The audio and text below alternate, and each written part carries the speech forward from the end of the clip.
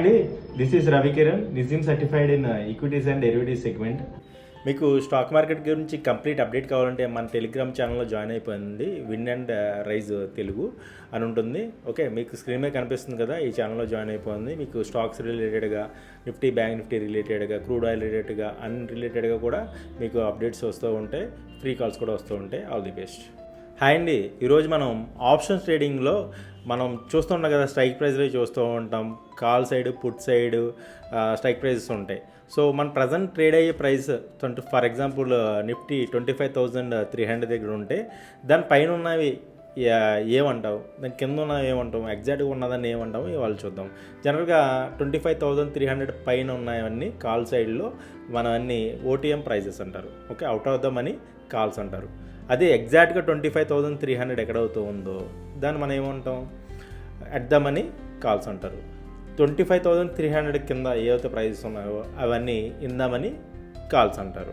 Same మన put side కూడా వచ్చినప్పుడు ఏదైతే ఉన్నదో అది రివర్సల్. మనం కాల్ సైడ్ ఎలా నేర్చుకున్నామో దాని రివర్సల్. ఇది ఇన్ డీటెయిల్గా ఎలా జరుగుతుందో మీకు ఒకసారి ఎక్స్ప్లెయిన్ చేస్తాను. ఈరోజు నిఫ్టీ 25,320 దగ్గర క్లోజ్ అయింది 15th అక్టోబర్ రోజున.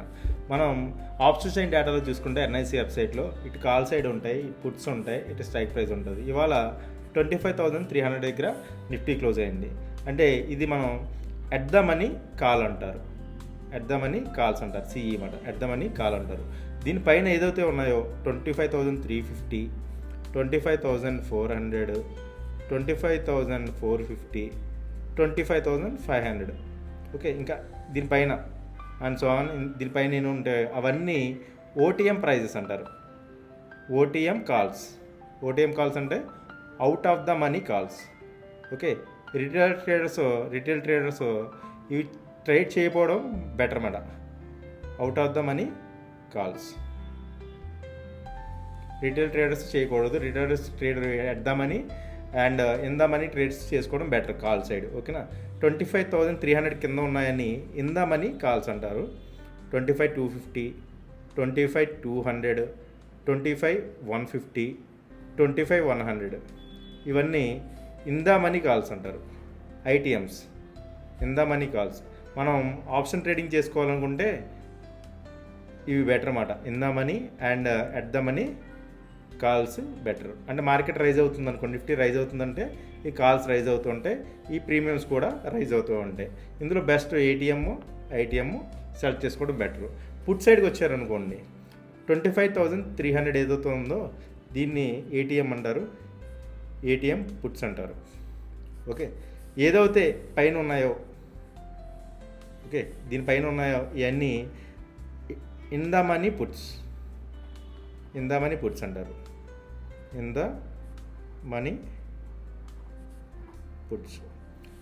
లోపల ఏవైతే ఉన్నాయో ఇవన్నీ out of the money puts అంటారు. ఓటీఎమ్స్,